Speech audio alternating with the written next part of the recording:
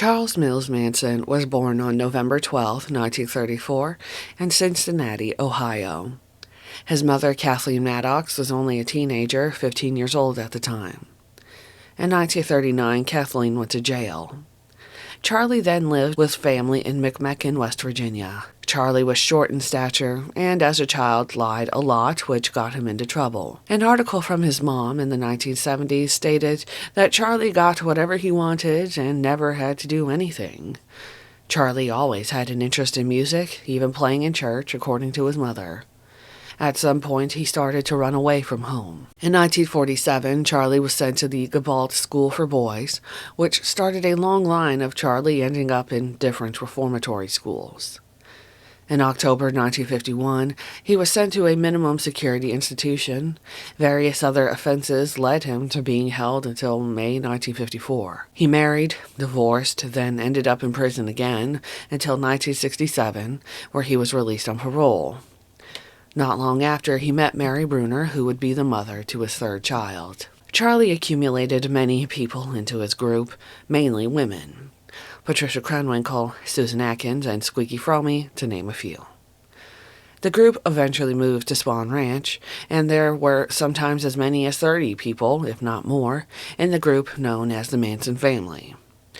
Charlie still engaged in crime during the 1967 to 69 period, though most notoriously are the Tate LaBianca murders. First was the murder of Gary Hinman, who was pressured to join the family but refused. Manson slashed Gary's ear with a sword.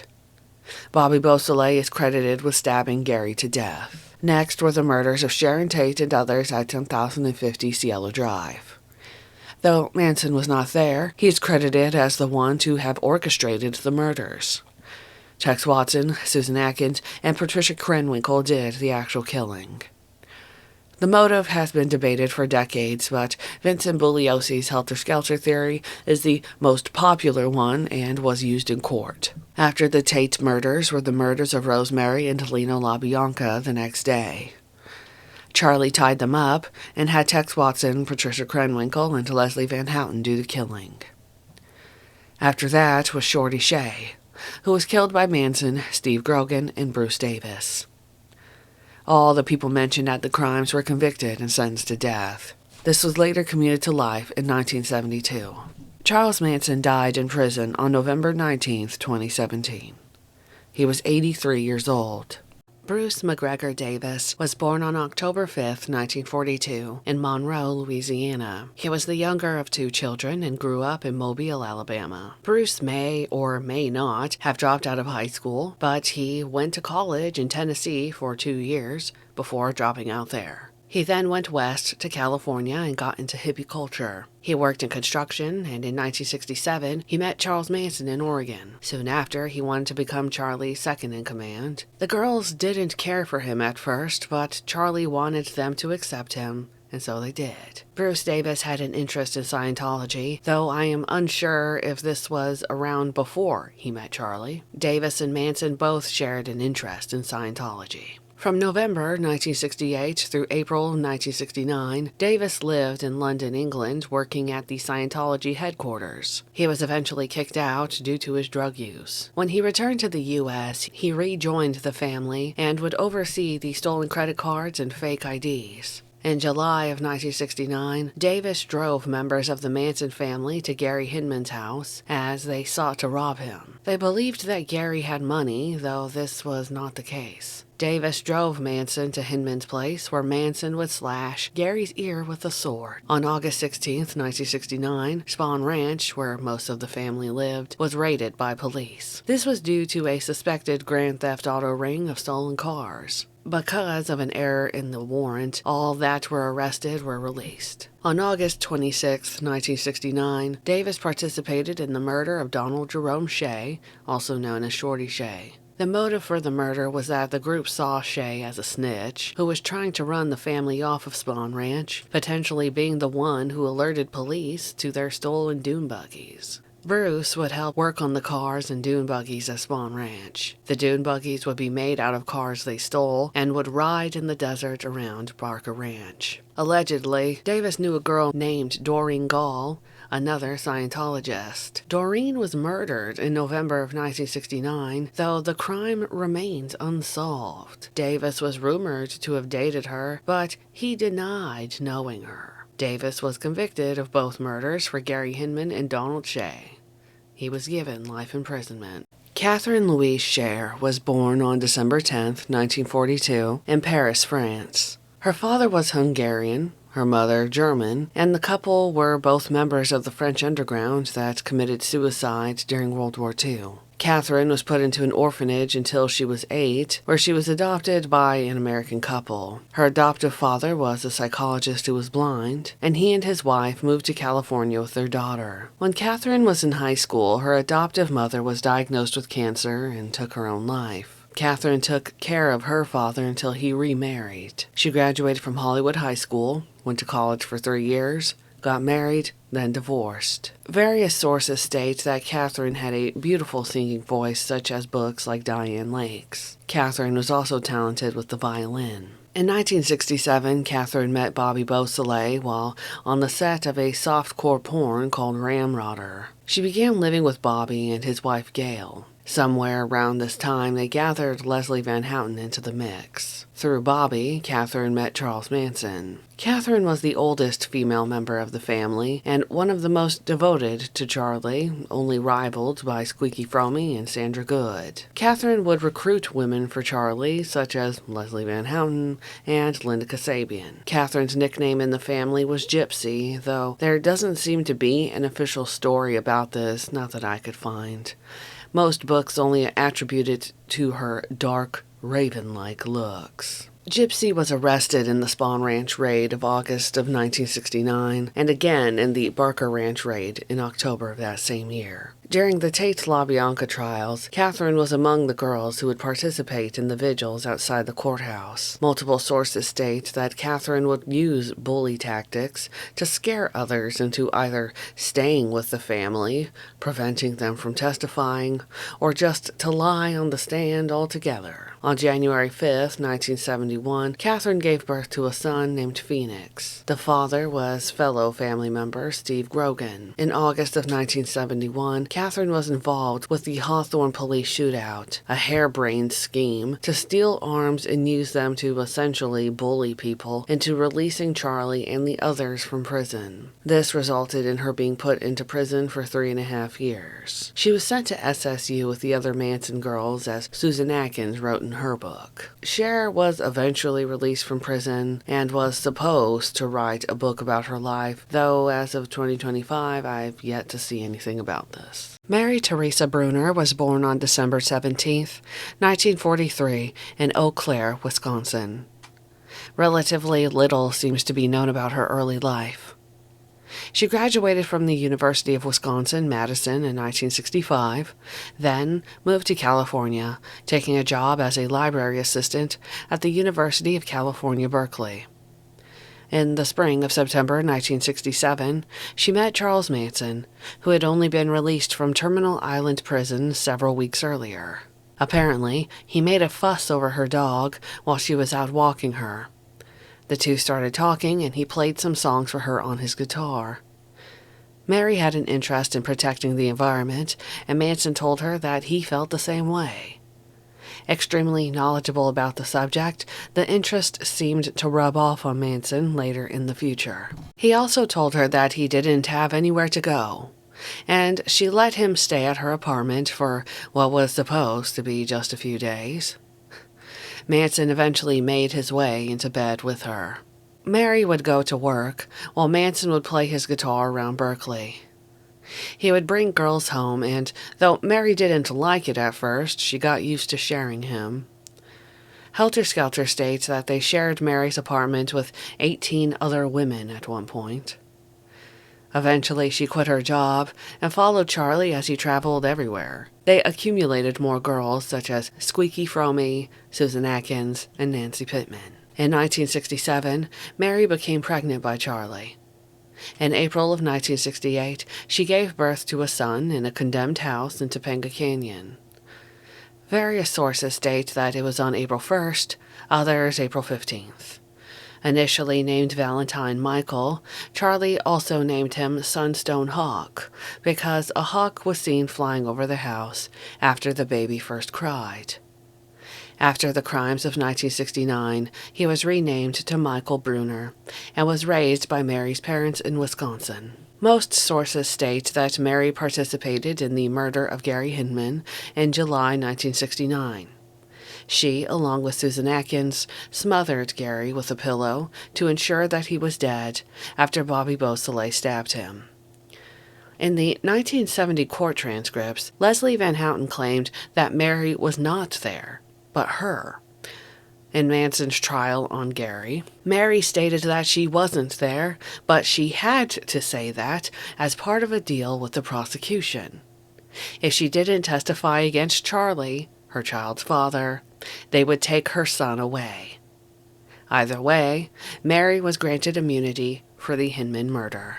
Sandra Collins Good was born on February 20th, 1944, in San Diego, California. She was the youngest of 3 girls, and her parents divorced when she was 4 years old. There are small blurbs from Sandra in the book Reflexion. She stated that she had been sick as a child and had most of one lung removed, which she'd later question if that was even necessary to have had done. Sandra attended Point Loma High School, then attended 3 different colleges: California State University, Sacramento, the University of Oregon, and San Francisco State College. She never received a degree. Around April of 1968, Sandra joined the family. She talks about having made love to Charlie in the book Reflection, which was sometime before Mary gave birth to Charlie's 3rd son. Originally on birth control, Charlie convinced her to stop taking it. At some point, probably around December of 1968, Sandra conceived a child with Bobby Beausoleil. On or around August 8th of 1969, Sandra was arrested with Mary Bruner for the use of stolen credit cards at a Sears. Helter Skelter also states that Sandra and Linda Kasabian were picked up by Saladin Nader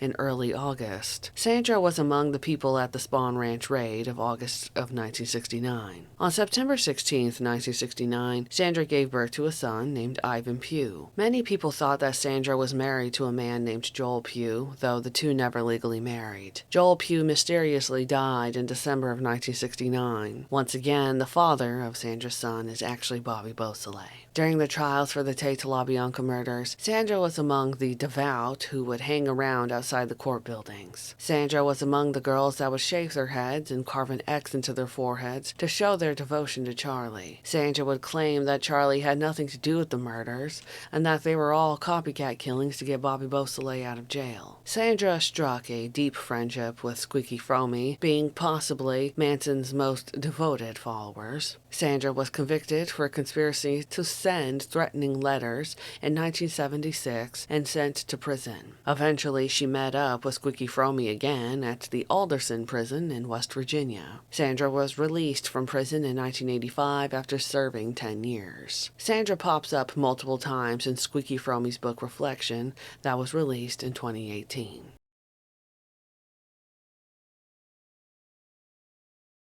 Charles Denton Watson was born on December 2, 1945, in Dallas, Texas. He was the youngest of 3 children.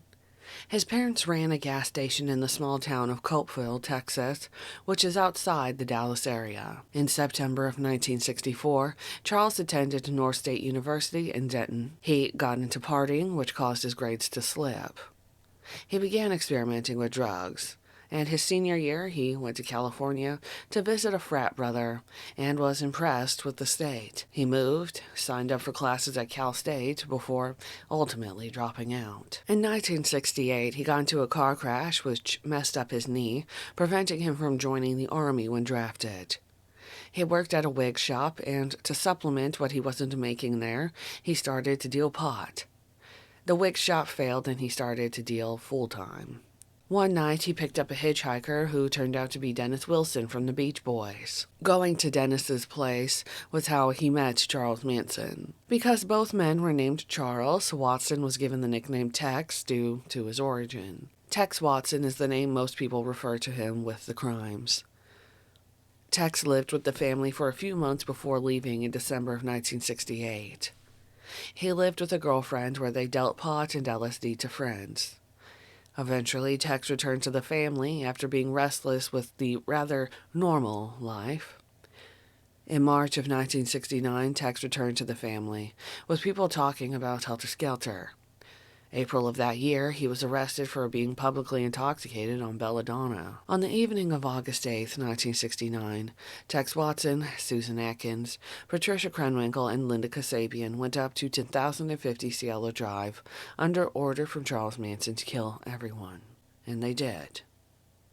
Tex participated in the brutal murder of the 8 months pregnant Sharon Tate, along with Jay Sebring, Abigail Folger, and Wojtek Krakowski. On August 10, 1969, Tex Watson, Patricia Krenwinkel, and Leslie Van Houten murdered Rosemary and Lino LaBianca at their home. Tex Watson, along with the others, were convicted of the murders they participated in. He was given the death penalty. In 1972, the death penalty was determined unconstitutional, and his sentence was commuted to life with the possibility of parole. Though he has never been granted parole, Tex Watson managed to father 4 children. This was before conjugal visits were removed for prisoners. Stephen Dennis Grogan, also known as Clem Tufts, was a Manson family member who seems to have a disputed birth date. Cielo Drive lists his birthday as May 24, 1946, while an archive of the TateMurders.com states his birthday as July 13, 1951. One source states that he grew up around Chatsworth, his father working at a Holiday Hardware in Santa Susana, and his mother a nurse, studying to be a social worker. He had 3 siblings, 2 brothers and 1 sister. One of his brothers would later join the Highway Patrol Academy in Sacramento in 1970. Grogan dropped out of high school and went around California to various communes. One source states that he left home at 15 and ended up living with a woman 6 years his senior. He lived with her for a year. He made it to Spawn Ranch at age 16 and was given a ranch hand job. And from there, he met Charles Manson. Grogan had a criminal record which included disturbing the peace and marijuana possession. Helter Skelter describes Grogan as a certified idiot. He was an escapee from Camarillo, a state mental hospital. Whatever Charlie said, Clem would parrot it. Many books about the family, including the ones by actual Manson family members, remember Steve Grogan as being bluntly dumb. Some felt that he was truly not there, while others have doubted it and thought that it was an act. While the family still lived with and used Dennis Wilson, Grogan and Paul Watkins would crash one of Wilson's cars, as stated in Paul's book. Clem became involved with the crimes the family committed at the ranch. He was among the people in the car that stopped at Waverly Drive on the night of the LaBianca murders. He, Susan Atkins, and Linda Kasabian were supposed to kill an actor that gave Linda a ride once, named Solody Nader. Linda brought them to the wrong apartment, though, and they went back to the ranch. Grogan would participate in the murder of Shorty Shea with Charles Manson, Bruce Davis, and Tex Watson. Convicted of the murder, Grogan was initially given the death penalty, but in 1971, this was reduced to life because the judge thought that Grogan was too stupid to decide anything on his own. Also, in 1971, Catherine Scher gave birth to a son fathered by Grogan. In 1977, Grogan drew a map that led authorities to the body of Shorty Shea. Shea's remains were found intact instead of severed as previously rumored. In 1985, Steve Grogan was released from prison, and he would be the only one until Leslie Van Houten was released on parole in 2023. Bobby Beausoleil was born on November 6, 1947, in Santa Barbara, California. He was the oldest of 5 children. He showed an interest in music from a young age and taught himself how to play guitar. When he was 15, he was sent to Los Prietos Boys Camp for 10 months for running away. Somewhere between 14 to 16 years old, Bobby began experimenting with drugs like marijuana, LSD, mescaline, and mushrooms. Bobby pursued some musical interests, supposedly ending up as part of the backing vocals on Frank Zappa's first album, Freak Out. There are no credits to Bobby, and in the past I do actually remember supposedly reading him being on one song, though I'm not sure how true that even is. In 1967, Bobby met Gary Hinman, who was a music teacher and educated man. In 1968, Bobby was living in the basement of Gary Hinman's house when he met Charles Manson. Manson was impressed with Bobby's talent and they became friends. Gary was a gentle and kind person that often let people stay at his house for free, and Bobby was one of them. On July 25, 1969, Bobby Beausoleil, Susan Atkins, and Mary Bruner were driven to Gary's house by Bruce Davis. The motive has been debated over the decades, but the group either wanted to get money to move to the desert or to get a refund for bad drugs Gary supposedly sold to Bobby. Either way, Bobby ended up killing Gary. He stabbed Gary in the chest and pistol-whipped him in the head. Manson even came by and slashed Gary's ear with a sword. Susan and Mary smothered Gary with a pillow to ensure he was dead. In court transcripts, Leslie Van Houten stated that she was there, though did nothing. After Gary was dead, Bobby wrote "Political Piggy" in Gary's blood on the wall, making a paw print. He left and came back 2 to 7 days later to wipe the print off the wall, though it didn't work. Multiple books, such as Helter, Skelter, and Manson, states that Bobby later made a comment to Danny DiCarlo, stating that he could hear the maggots eating away on Gary. Bobby was convicted of Gary Hinman's murder after 2 trials. Initially sentenced to death, this was commuted to life in 1972. He has had multiple parole hearings, being granted parole a couple of times, though these were reversed by the California governor. Beausoleil had 3 children conceived before he was put in prison, 1 son and 2 daughters. At least 2 of the women he fathered children with were Manson family members, Sandra Good and Kitty Lutzinger. Beausoleil's most recent parole grant was reversed by the California governor in May of 2025.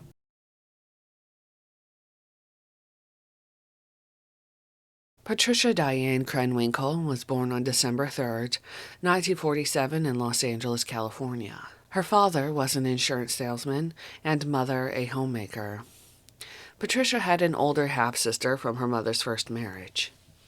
In school, she was bullied by others for being overweight and having excessive body hair as caused by an endocrine condition. When she reached high school, her parents divorced. She stayed with her father in Los Angeles until she graduated high school. At one point, she considered becoming a nun. Patricia barely attended a semester at Spring Hill College in Alabama before dropping out and moving back to California. There, she moved in with her sister and nephew, working an office job. In 1967, she met Charles Manson when he went to visit an old prison acquaintance named Billy Green. Billy told Patricia's sister that Charlie needed a place to stay. Charlie did so for 3 days, making love to her and telling her that she was beautiful, something no other man did. On the 3rd day, Manson asked Pat to leave town with him, and she did. At first, she thought that she would be Charlie's only girl, then found out about the other women he had along with him, Mary Bruner and Lynette Fromme. When joining Charlie, Patricia brought along a credit card, which he seized immediately. Eventually, the group amassed more followers and settled at Spawn Ranch. Various sources state that Patricia was homely and a good friend. Leslie Van Houten and Pat grew close in particular. Some say that Patricia was Charlie's complete reflection. On the evening of August 8, 1969, Patricia Krenwinkel, Tex Watson, Susan Atkins, and Linda Kasabian went to 10,050 Cielo Drive in Los Angeles on orders from Charles Manson. The women were to do whatever Tex Watson told them to. Patricia repeatedly stabbed Abigail Folger and even tackled her down as Folger tried to run away. Abigail's white dress was covered with so much blood that police thought the dress was red. Patricia went, willingly, the next day to the residence of Rosemary and Lino LaBianca, where she, Leslie Van Houten, and Tex Watson killed the couple. Patricia brought knives from the kitchen to use on Rosemary. After they were killed, Pat wrote in Lino's blood, "Rise, pig," and healed her Skelter on various parts of the house. Patricia was convicted of the murders and sentenced to death. In 1972, this was commuted to life in prison with the possibility of parole. She has continuously been incarcerated for over 50 years, becoming the longest-serving female prisoner in the California system since the death of Susan Atkins in 2009.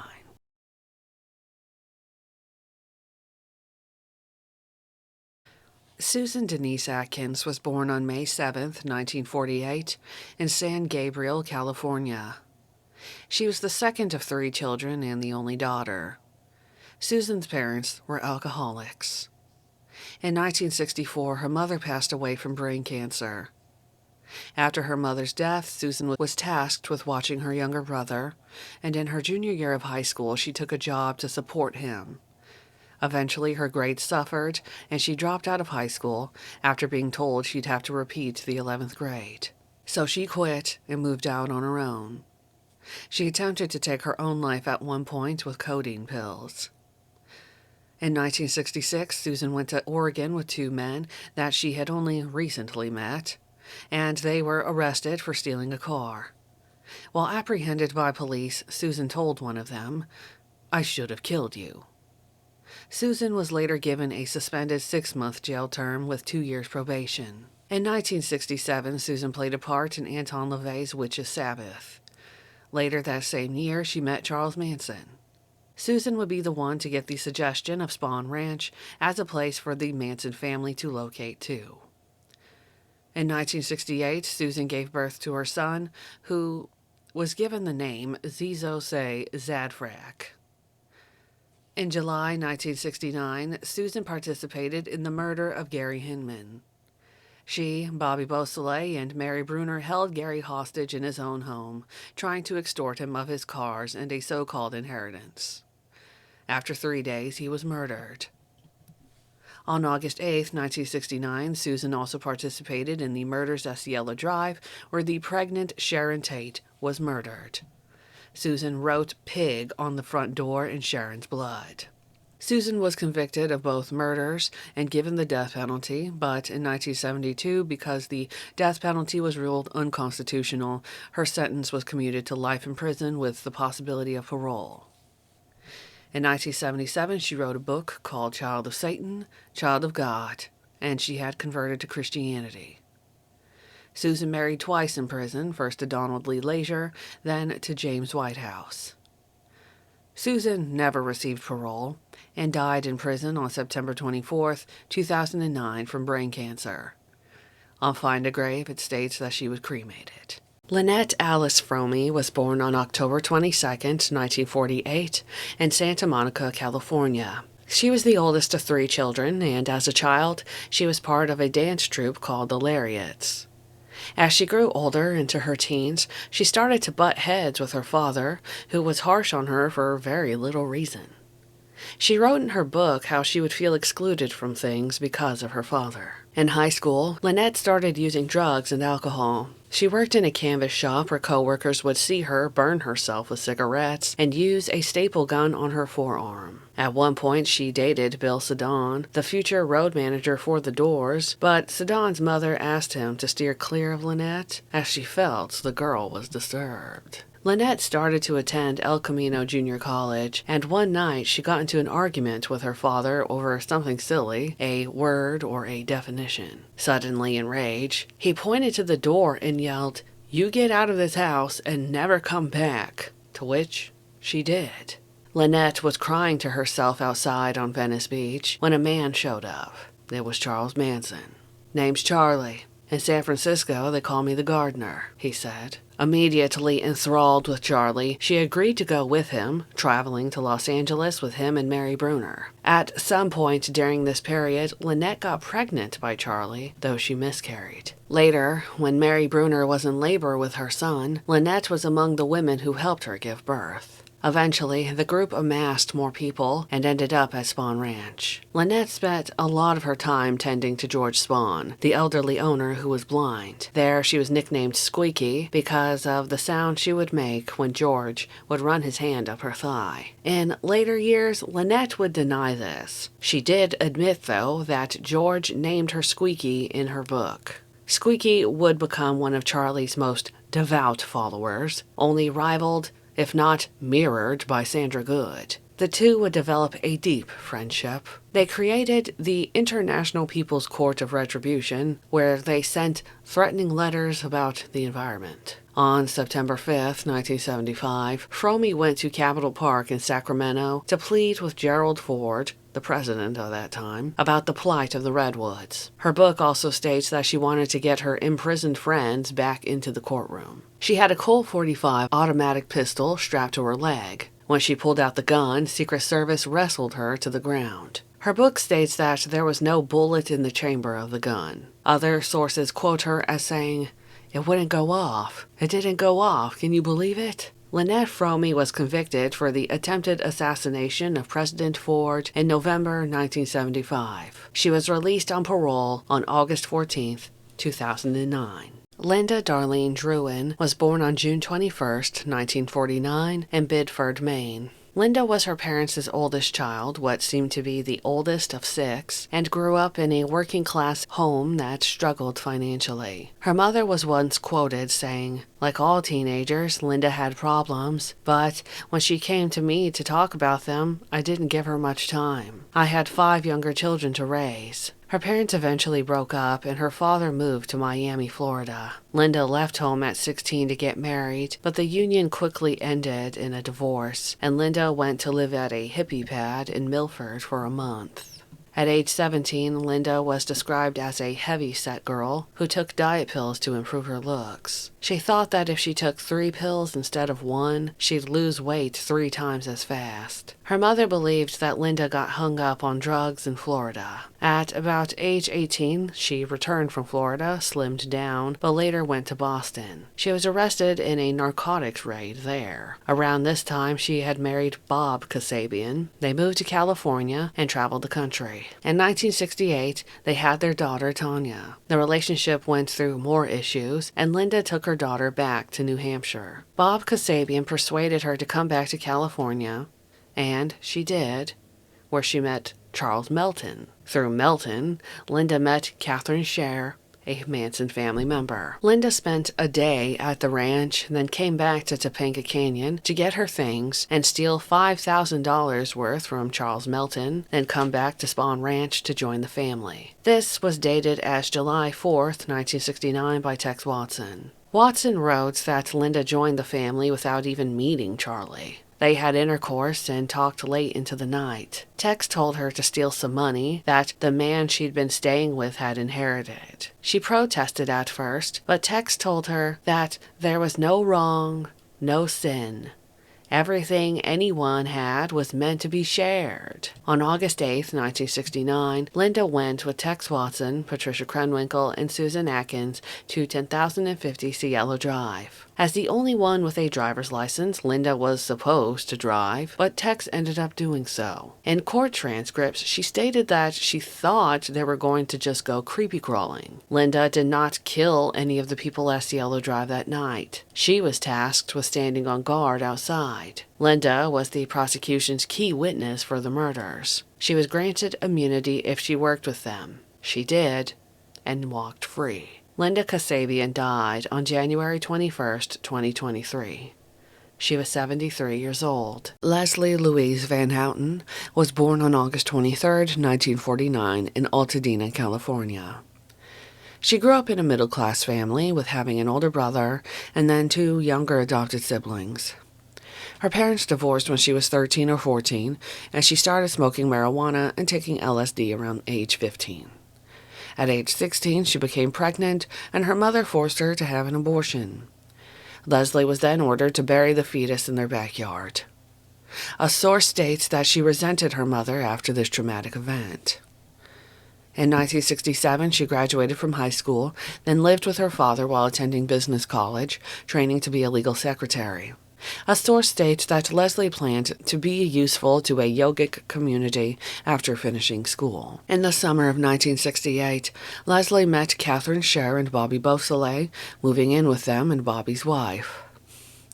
Jealous arguments broke up the 4, and Catherine Scher went to live on Charles Manson's commune. Scher told Leslie about Charlie, and Leslie went with her.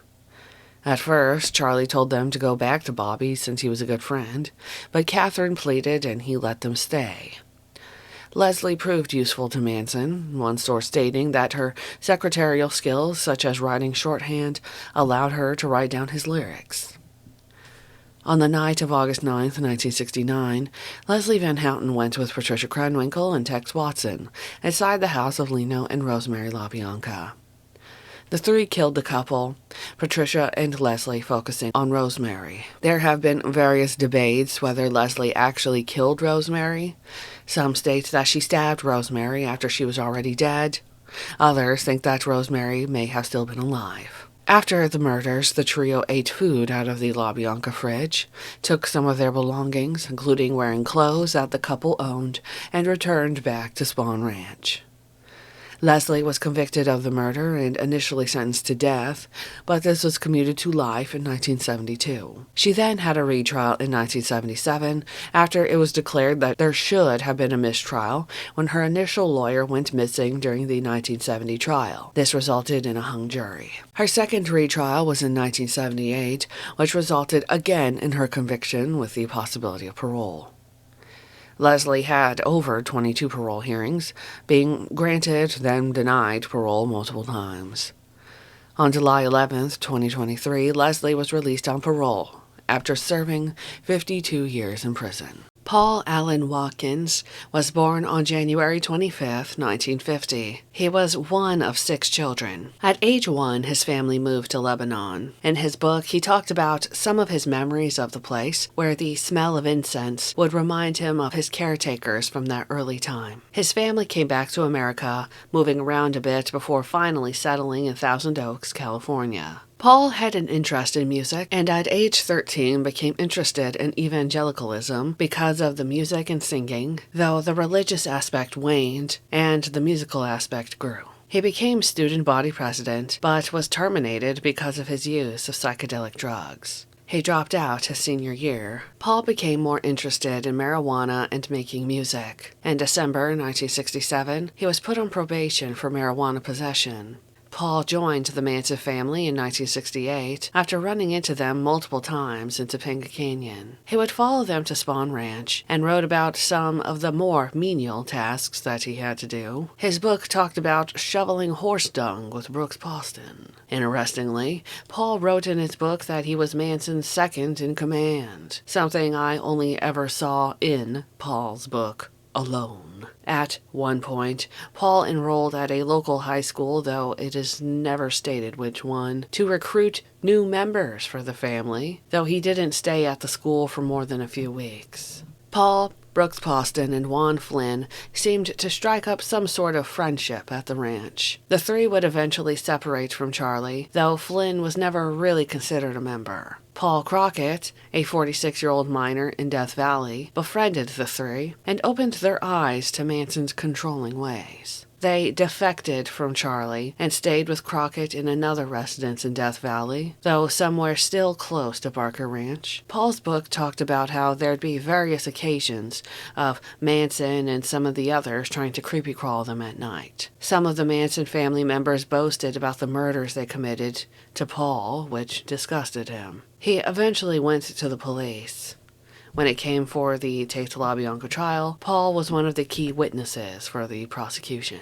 Around this time, Paul was almost killed in a car fire that was suspected to have been started by other family members because of snitching.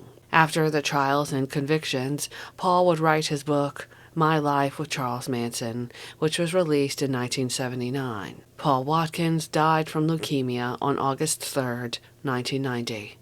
He was 40 years old. Ruth Ann Morehouse was born on January 6th. The year seems to be disputed, but it may have been 1951, 52, or 1953. She was the daughter of Dean Morehouse, who was a religious minister. She met Charles Manson in 1967 when her father picked him up hitchhiking, where they had a conversation and he brought Manson back to his home to meet his wife and daughter. This is where Manson met Ruth Ann. Ruth Ann is described as having been a cuddly, funny tomboy that bought into Manson's ex-con shaman-turned-guru thing. While at the Morehouses, Charlie also wanted a piano of theirs, and Dean Morehouse let Charlie have it. Manson took the piano, then bartered it for a Volkswagen minibus. Manson took Ruth Ann with him, where they had intercourse a few times before Ruth Ann's mother sicked the law on Charlie. Her father was enraged and vowed to kill Charlie, but Manson introduced LSD to Dean Morehouse, and he was able to stay at their house for a few weeks. Ruth Ann's mother disliked Charlie. Manson convinced Ruth Ann to marry any guy in order to emancipate herself from her parents. She would then desert the guy and be with anyone she wanted. Ruth Ann married a guy named Edward Hwevelhorst, a bus driver, and bided her time until Charlie could make his way back to her again. One source states that she was only married for a day. She joined the Manson family in L.A. and became a devout follower. Her nickname was Weesh, as named by George Spahn. Various sources state that the name was the reaction people would have when seeing her. Weesh would go on garbage runs with the family, help take care of the kids at the ranch, and of course panhandled for the family. Ruth Ann would gladly do whatever Charlie told her to, no questions asked. Ruth Ann attracted the attention of many, such as Danny DiCarlo, Greg Jacobson, and Terry Melcher. Jeff Guinn's book recalled that Melcher would spend a lot of his time with Ruth Ann when coming to the ranch. She would be among those arrested at the Spahn Ranch raid of August 1969, and again at the Barker Ranch raid of October that same year. Ruth Ann was among those who hung out outside the courthouse during the Te LaBianca trials, carving an X in her head. In 1970, she was involved in a plot with giving Barbara Hoyt a burger laced with LSD, in order to prevent her from testifying in court. Dianne Lake was born in 1953, some sources stating that it was either in February, others in December. Pretty sure she was born in February. Either way, she was the first of 3 children. She grew up in Minnesota, her father a house painter, her mother a housewife. Her father was remembered as a moody but playful man with an interest in art. He became interested in reading authors like Jack Kerouac and Timothy Leary. He became interested in jazz music and sharing these interests with Dianne. At an early age, she was sexually abused by her grandfather. One day, Dianne's father, Clarence, left his wife and 3 kids to go to California and pursue his art studies. He also left his wife for another woman. From that moment on, Dianne would refer to her father as Clarence. 2 years later, in 1965, Clarence called her mom wanting his family back, and that summer, they moved to California to be with him. Her father became more into the counterculture of the time, but it was her mother that introduced him to pot. There, he introduced it to Dianne. Her father eventually bought a bread truck and converted it into a cramped living area where they would drop out of society. Their family would travel around California, though Dianne often felt like she was excluded, treated more like an adult, despite being a teen. Her family ended up at the hog farm, a hippie commune. There was trouble with Dianne, and the Romneys, the owners of the commune, decided to kick Dianne out or at least try to keep her in their attic, as she was, as Romney said,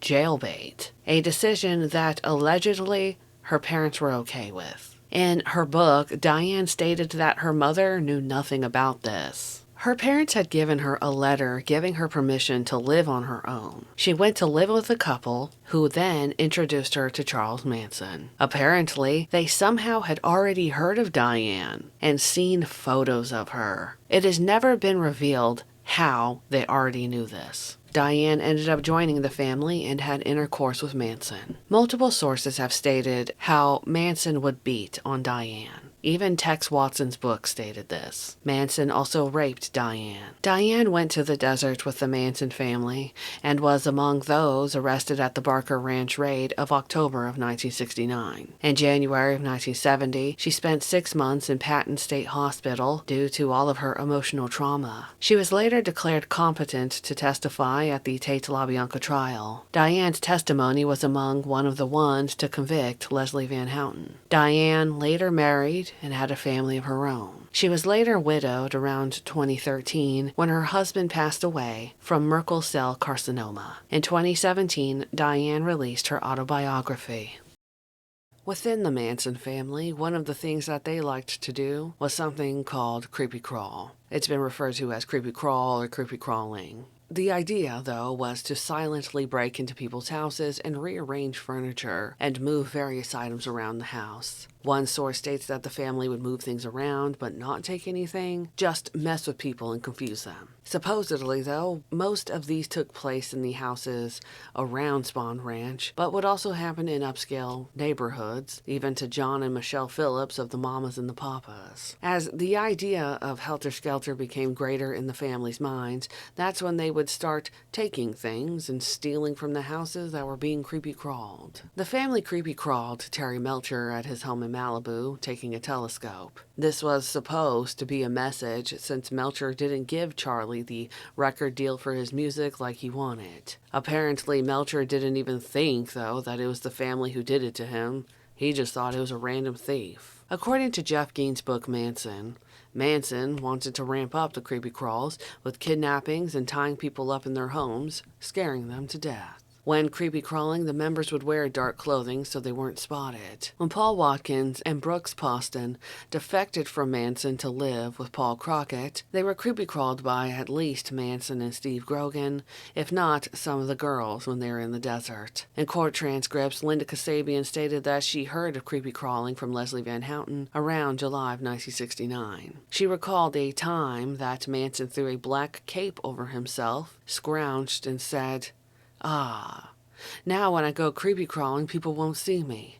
Maybe they will think I'm a tree or a bush." When Linda went with Tex Watson and the other girls on the evening of August 8th of 1969, she initially thought that they were going to go creepy crawl. There is reason to believe that the LaBiancas on Waverly Drive were being creepy crawled by the Manson family before their murders. Rosemary LaBianca had expressed concern about her home. "Someone is coming in our house while we're away.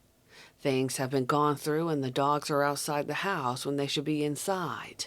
Rosemary expressed this even in May of 1969, 3 months before being killed. Helter Skelter by Vincent Bugliosi states that the LaBiancas were creepy crawled. In his book, he also implied that Cielo Drive was creepy crawled from a quote by Susan Atkins. Terry Melcher was born on February 8, 1942, in New York, New York, to Doris Day and Al Jordan. Terry would take on the surname of his stepfather, Marty Melcher, after he was adopted by him. According to Jeff Guinn's book, Terry never got along with his stepfather, and it wasn't until after Marty's death in 1968 that it was discovered that he had embezzled money from Terry's mother. Terry would become one of the youngest music producers at Columbia Records. He was assigned to the Byrds in 1965, as the label thought that he would be able to relate to them. Terry would produce the song Mr. Tambourine Man, which would become a hit. In 1968, Melcher was introduced to Charles Manson by his friend Dennis Wilson. Manson had become buddies with Dennis Wilson and Greg Jacobson, and through them hoped to secure a record deal with Terry Melcher. When Melcher went to Dennis's to check out Charlie, he didn't seem as interested in Manson's music as he was with Ruth Ann Morehouse, one of the teenagers that was a part of Manson's group. At the time, Terry Melcher still lived at 10,050 Cielo Drive, and after his encounter with Ruth Ann, he talked about potentially moving her into the house as a housekeeper. Terry's girlfriend, Candace Bergen, was against the idea. Melcher would visit Spahn Ranch, and he would spend more time with Ruth Ann, as she was his favorite. Melcher did not seem as interested in trying to listen to Manson's music as he was with Manson's girls. Jeff Guinn's book shows that Melcher seemed to hang the idea of a record deal over Charlie's head, despite Manson sharing his girls with him. At one point, Melcher was supposed to show up for an example of Manson's music with his girls, but Terry never showed up.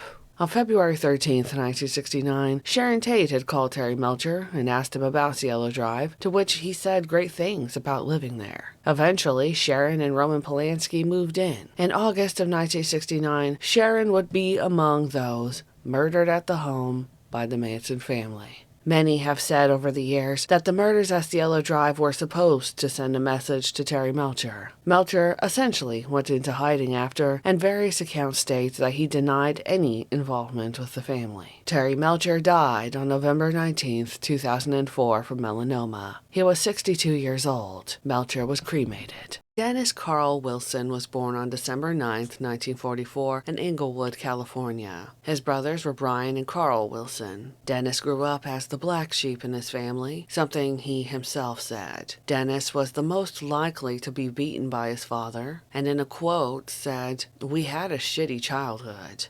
My dad was a tyrant. He used to wail on us, physically beat the crap out of us. I don't know kids who got it like we did." Dennis would connect with his brothers through music. Their mother forced Brian to include Dennis in the original iteration of the Beach Boys. The Beach Boys officially formed in 1961 and became an immediate success. Despite the band's image of California and surfing, Dennis was the only member to actually surf. The Beach Boys released 13 albums by 1968 and were soon to release their 14th by the time Dennis picked up 2 female hitchhikers on April 6th of that year. Those girls were Patricia Krenwinkel and Ella Jo Bailey, 2 women part of the Manson family. On April 11th, he saw them again and took them to his home on Sunset Boulevard. He talked to them about his involvement with the Maharishi, and they told him about their guru, Charles Manson.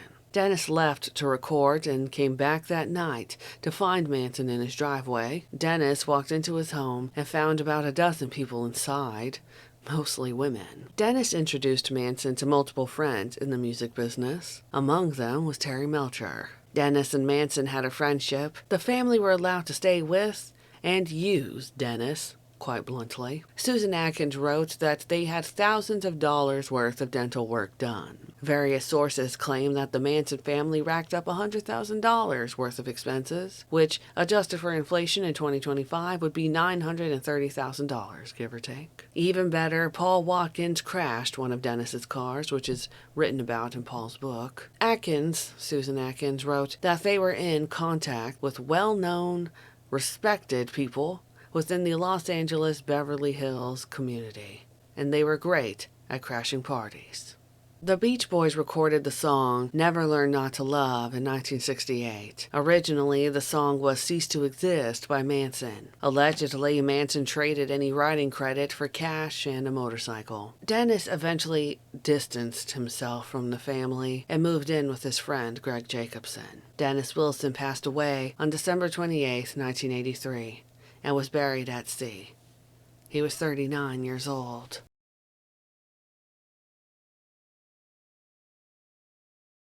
Gary Allen Hinman was born on December 24, 1934, in Grand Junction, Colorado. He was the oldest of 3 children and his parents' only boy. Gary grew up in Fort Collins, Colorado, and performed well in school.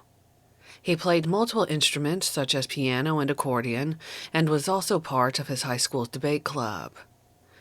At some point in 1959, Gary married a Gloria Cook, who was 18 years his senior. The couple moved to California in the early 60s and divorced not long after.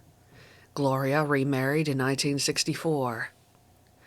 Gary graduated with a degree in chemistry and attended UCLA to attain his PhD in sociology. He worked as a music teacher. At some point, Gary befriended various people within the Manson family, allowing them to crash if they needed a place to stay. He's mentioned in Susan Atkins's and Dianne Lake's books, among others. On July 25, 1969, Charles Manson sent Bobby Beausoleil, Mary Bruner, and Susan Atkins to Gary's house in order to extort him of assets and or money. Because, well, they believed that Gary was wealthy and may have had an inheritance. Some sources state that they wanted him to join the family. Gary refused to give them anything. This resulted in Manson being called over, who sliced Gary's ear with a sword. They held Gary hostage in his own home for 3 days before he was stabbed to death.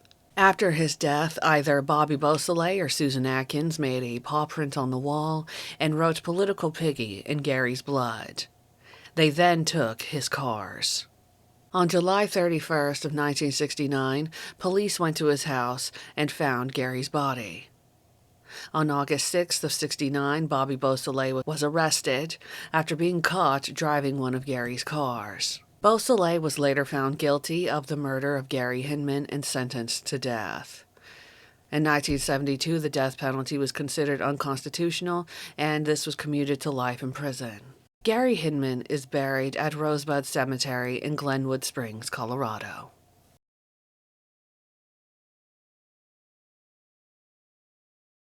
Stephen Earl Parent was born on February 12, 1951 in California. He lived in Los Angeles with his parents and 3 other siblings.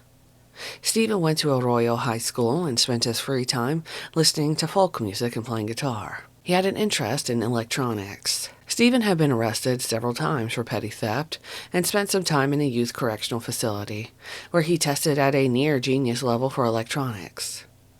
In June of 1969, he graduated high school and planned to go to Citrus Junior College that September. In July of 1969, Stephen picked up William Garrison hitchhiking in the Beverly Hills. William was the caretaker for Rudy Altabelli's house, which Roman Polanski and Sharon Tate rented. After being dropped off, William thanked Stephen and invited him to stop by any time he was in the area. On August 8, 1969, Stephen ate lunch, then asked his mother to lay out some clothes for him so he could make a quick change between jobs. After making a few stops, he ended up at 10,050 Cielo Drive at about 11:45 p.m., hoping to sell a radio to William Garrison. Stephen presented the radio to William, but he wasn't interested in buying it. He made a phone call and drank a beer William gave him, then left around 12:15 a.m. As Stephen left the property, he drove to the parking lot, then stopped to push a button to open the electronic gates. Here he was stopped by Tex Watson, who shouted, "Halt!" Watson had a .22 revolver in one hand and a buck knife in the other. Stephen said to Watson, "Please don't hurt me. I won't say anything. I'm your friend." Watson then swung the knife at him, slashing the watch off his wrist. Watson then shot Stephen 4 times.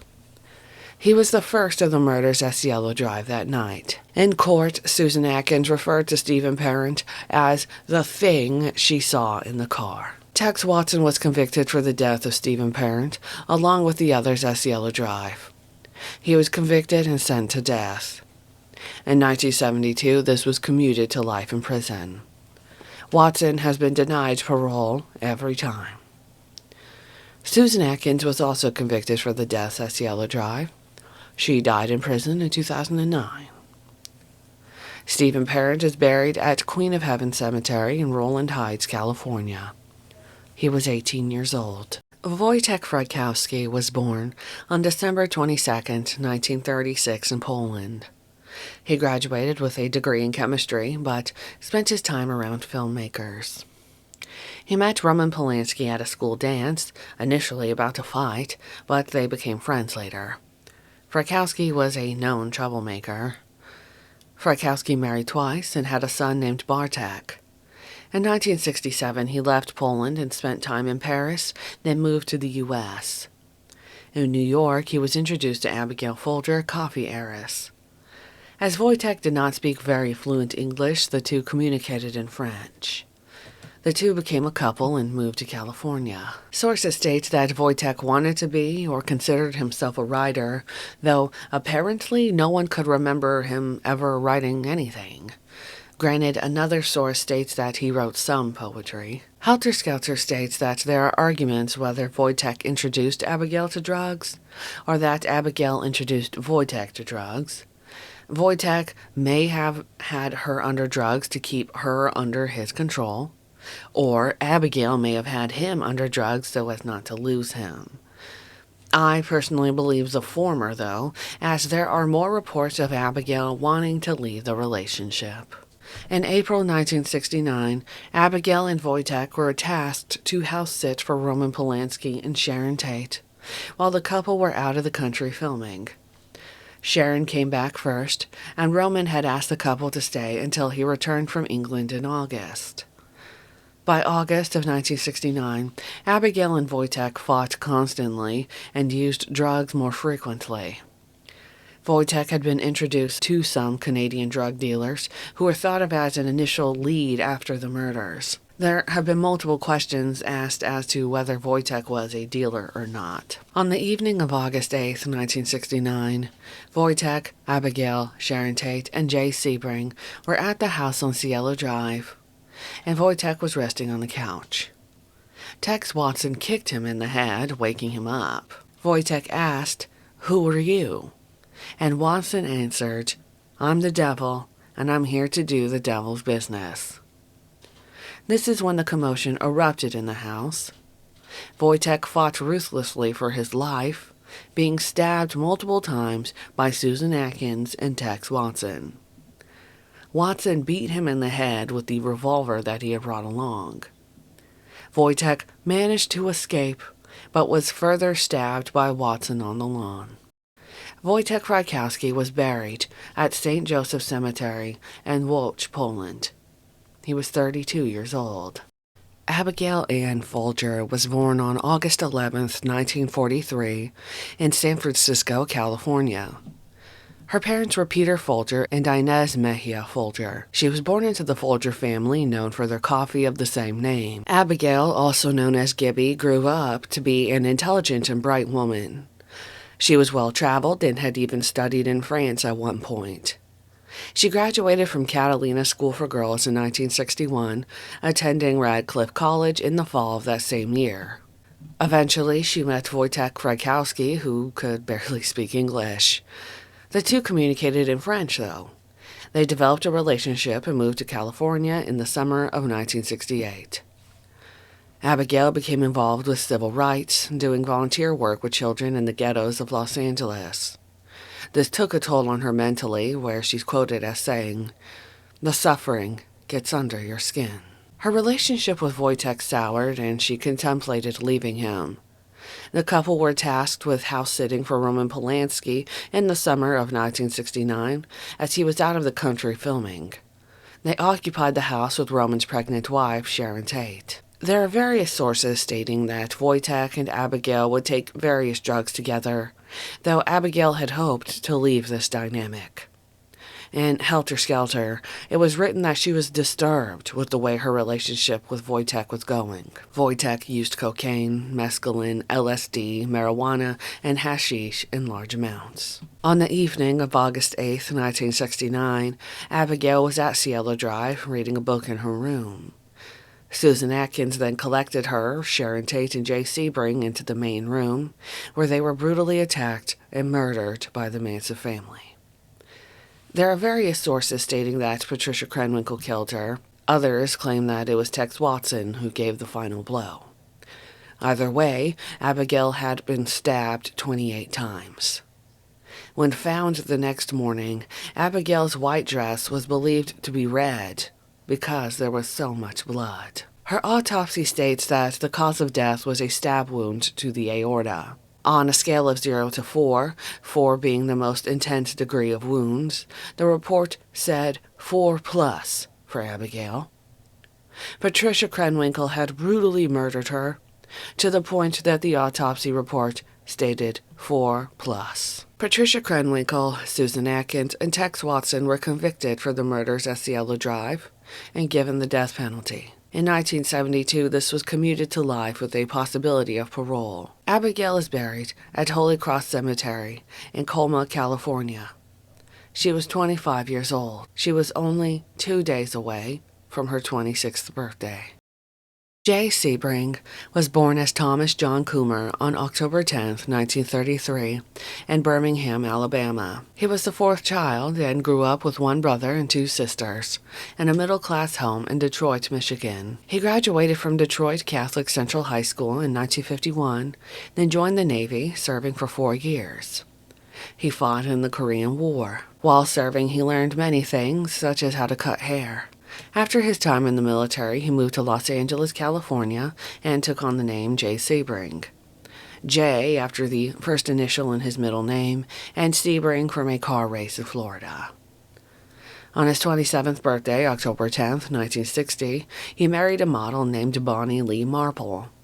They separated in 1963, divorcing in 1965. Jay went to beauty school and opened up a shop on Fairfax Avenue in L.A. He's credited for having created innovative ways to style men's hair, such as shampooing hair before styling it, using scissors instead of clippers, and the use of blow dryers on men's hair. He opened one of the first male salons in the United States. In 1964, Jay was introduced to Sharon Tate by a journalist, and they started a relationship. He eventually proposed marriage, but she refused. At the time, Sharon wanted to focus on her career. The relationship ended around 1966, though they remained friends. In 1967, he opened the company Sebring International to franchise his salons and sell hair care products. In the summer of 1968, Roman Polanski introduced Sebring to Wojtek Frykowski and Abigail Folger. In May of 1969, Abigail helped finance Jay Sebring's new salon in San Francisco. To quote Helter Skelter, "Behind the carefully cultivated public image, there was a lonely, troubled man." On the evening of August 8, 1969, Jay was at the home of Sharon Tate's at 10,050 Cielo Drive. Along with them was Abigail Folger and her boyfriend Wojtek Frykowski. Jay and Sharon were talking in Sharon's room when a woman, Susan Atkins, gathered them and forced them to come into the main room. There, they were murdered. Jay was stabbed several times and shot once. He bled to death. His murderer was Tex Watson. Tex Watson and Susan Atkins were convicted and sentenced to death, later commuted to life in prison. Atkins died in prison in 2009, and Watson has never been released. Jay Sebring is buried at Holy Sepulchre Cemetery at Southfield, Michigan. He was 35 years old. Sharon Marie Tate was born on January 24, 1943, in Dallas, Texas. She was the oldest of 3 girls. Her parents were Doris Tate and Paul Tate. Paul Tate was a colonel in the U.S. Army. The family traveled to various places, and Sharon graduated from Vicenza American High School in 1961. Sharon had gained a few roles as an extra in films in her late teens. In 1962, the Tates returned to America, and Sharon moved to Los Angeles. There, she contacted Richard Baymeyer's agent, who agreed to represent her. In 1963, she signed a 7-year contract with Filmways, Inc. In 1964, Sharon met Jay Sebring and they started a relationship. He proposed to her, but she declined, stating that she wanted to focus on her career. Their relationship ended, but they remained friends. Sharon later fell for movie director Roman Polanski, and they married in 1968. Sharon had various small roles in shows like The Beverly Hillbillies and Mr. Ed. In 1965, Sharon got her first major role for the film Eyes of the Devil. In early 1969, Sharon found out that she was pregnant. An accidental pregnancy, but Sharon wanted to keep the baby. Scared Roman would tell her to get an abortion, she kept it to herself for some time. Initially, Roman did not want children due to his own childhood in World War II Poland. Eventually, he warmed to the idea. As her pregnancy progressed, Sharon became more excited to be a mother. Once August 1969 came, Roman was out of the country filming, but was to return in time for the birth of their son. Sharon stayed at their house on Cielo Drive with Jay Sebring, Abigail Folger, and Wojtek Frykowski. On the evening of August 8th, the house was intruded by Tex Watson, Susan Atkins, and Patricia Krenwinkel. The 3 proceeded to murder everyone in the house, Sharon being the last to die.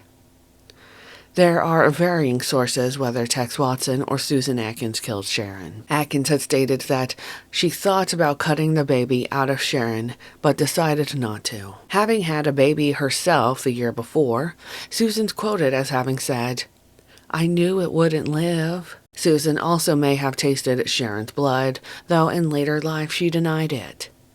Susan did write pig in Sharon's blood. Patricia Krenwinkel hissed, "Kill her," to Susan Atkins. Her killers were convicted and sentenced to death. This was later commuted to life in 1972. Atkins died in prison in 2009. Sharon Tate and her unborn baby, Paul Richard Polanski, were buried at Holy Cross Cemetery in Culver City, California. Sharon was 26. Lino LaBianca was born on August 6, 1925, as Pasqualino Antonio LaBianca in Los Angeles, California. He went to Benjamin Franklin High School and earned the nickname Flash while on the track team. In the 1940s, his father bought a home on Waverly Drive in the Los Feliz district in Los Angeles. In 1943, Lino joined the Army and married in 1944. His wife Alice lived with his parents in the house on Waverly Drive, while Lino was abroad for 18 months.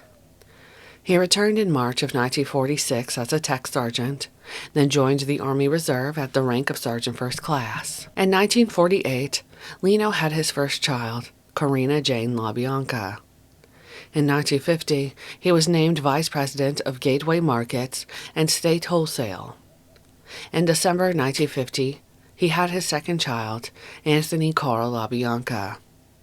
In 1959, Lino separated from his wife, though in September of that same year she gave birth to their third child. The couple eventually divorced. In 1959, Lino met Rosemary Struthers, and they married in Las Vegas later that year. Lino started to grow tired of the supermarket business, and Rosemary has started her own business that was successful.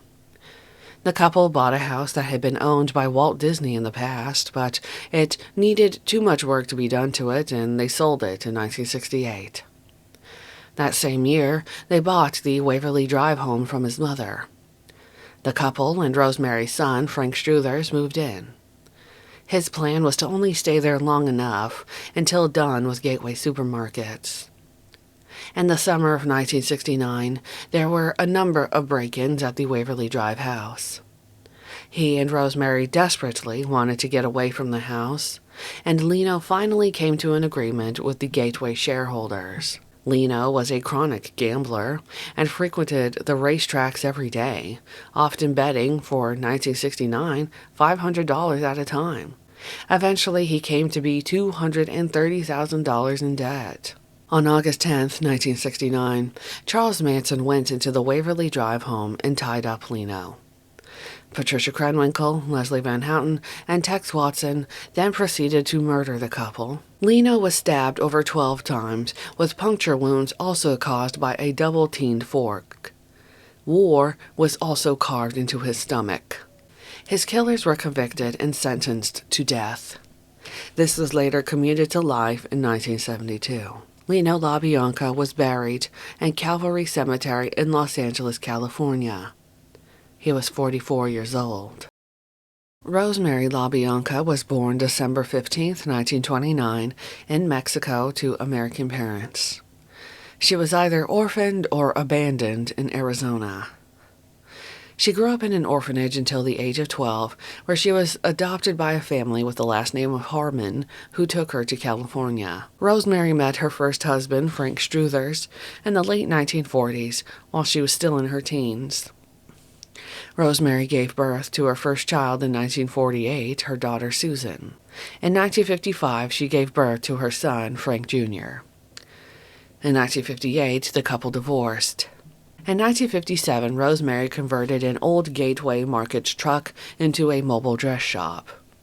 Making smart investments, she eventually became a millionaire. In 1959, she met Lino LaBianca, and they married that same year in Las Vegas. In 1968, Lino, Rosemary, and her son Frank moved into Lino's childhood home on Waverly Drive. Not long after, strange things started happening. Rosemary told a friend, "Someone is coming in our house while we're away. Things have been gone through, and the dogs are outside the house when they should be inside."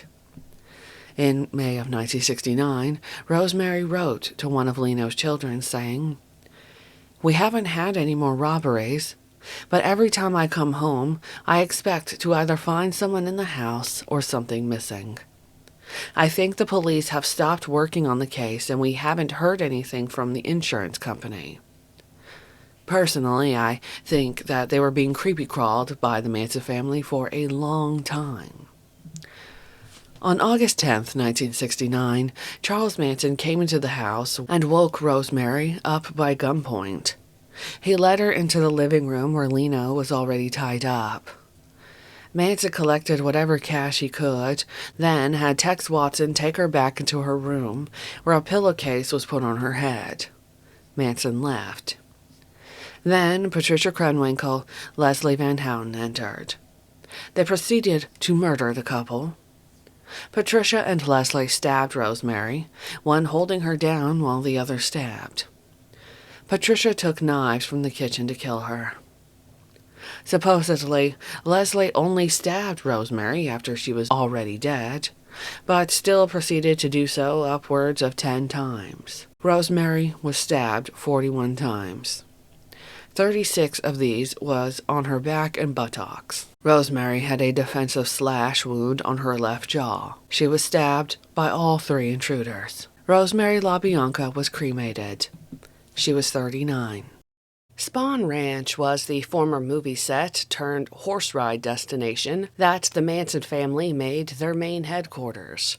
On August 16, 1969, the ranch was raided by authorities. Initially, the warrant for the raid was dated for Wednesday, August 13th, but the raid was postponed for that Saturday, August 16th. On August 17, 1969, the Sacramento Bee posted an article titled, "Auto Theft Gang is Nabbed on LA Area Ranch." It said that deputies raided the ranch and took 30 people into custody over the investigation of auto theft, illegal possession of firearms, and possession of marijuana. 14 men were arrested, 15 women and 1 boy. The child and 4 infants were turned over to authorities. The article stated that the owner of the ranch, the 80-year-old blind George Spahn, had no knowledge of the people living there. Apparently, George was also a millionaire. Law enforcement found 10 stripped-down Volkswagens in the process of them being turned into dune buggies. A cache of 7 rifles, a .45 caliber automatic, a 9mm machine gun, and supplies of ammunition were also confiscated. Also taken was a 1959 Ford, the same one used on the nights of the Tate LaBianca murders.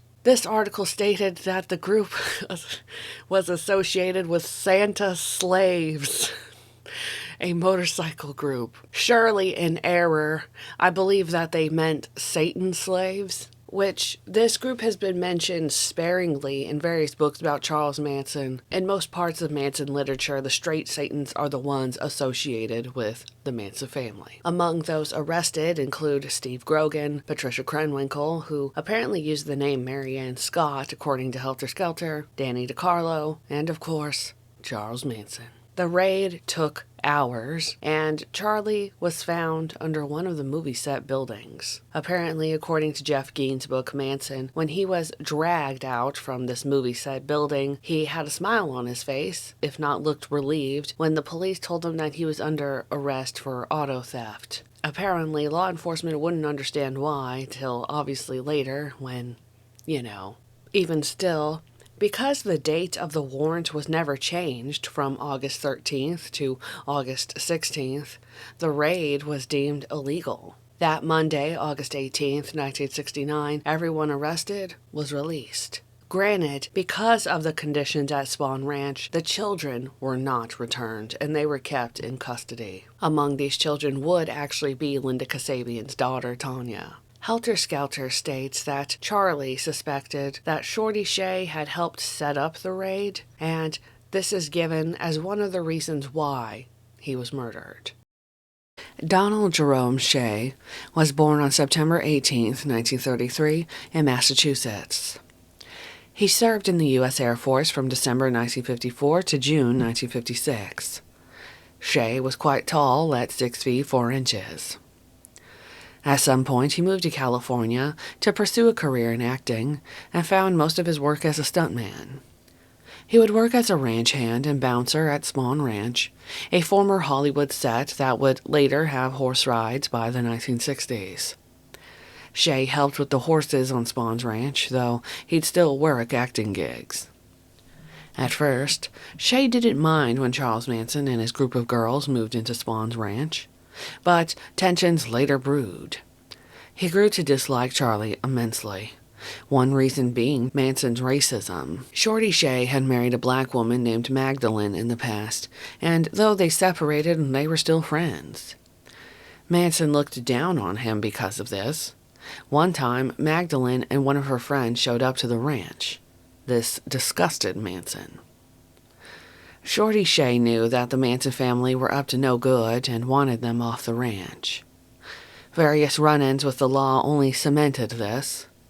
Shay had planned trying to get George Spahn, a blind old man, the owner of the ranch, off the premises. On August 16, 1969, Spahn Ranch was raided by police for auto theft. The Manson family had popped up on the police's radar for stealing cars and turning them into dune buggies. Despite many people being arrested or held from this raid, they were released because of an error in the warrant issued. After the raid, Manson believed that Shorty Shay had snitched on them. This is believed as one of the main reason he was murdered. On August 26, 1969, Shorty Shay was murdered by Charles Manson, Bruce Davis, Tex Watson, and Steve Grogan. They lured him into a car with them. Grogan hit him with a pipe wrench, while Tex started stabbing. They took Shay down a hill at the ranch, stabbing and brutally torturing him. There are various other people cited as participated in this killing. Shay's body was still missing when Bruce Davis, Steve Grogan, and Charles Manson were convicted of his murder in 1972. When the book Helter, Skelter came out in 1974, Shay's body was still missing and had yet to be found. In 1977, Steve Grogan helped police locate the body of Shorty Shay. Donald Shay was buried at Angelus Abbey Memorial Park in Los Angeles, California. He was 35. Ronald William Hughes was born on March 16, 1935 in Los Angeles County, California. Relatively little is known about his early life, though there is a 1940 census record that shows that he had 2 siblings. There is a small article from the Daily News Post dated April 11, 1957, talking about a car crash with a Ronald Hughes and John Weingart. There were multiple people named Ronald Hughes that showed up in the news archives, though it doesn't seem like it was our Ronald, or our Ronald didn't show up much, if at all. I'm unsure if he ever married, though I assume not.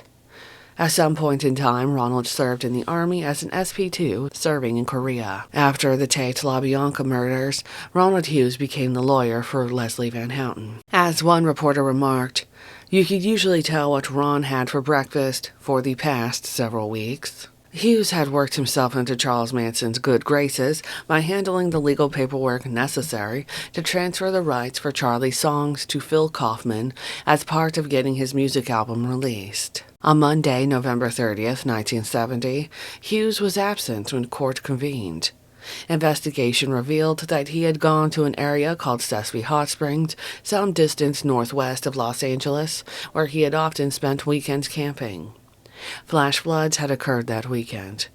It was assumed by everyone that the Manson family had done Hughes in. There were multiple reports of people fitting Ronald Hughes's descriptions in various places, though of course none were him. On December 2nd, 1970, Judge Older told Leslie Van Houten that he felt a co-counsel should be brought to represent her during Hughes's absence. Leslie said she would refuse any other attorney. On December 3rd, Judge Older appointed Maxwell Keith as co-counsel for Leslie. Despite there being air and ground searches for Ronald Hughes, they couldn't find any traces of him.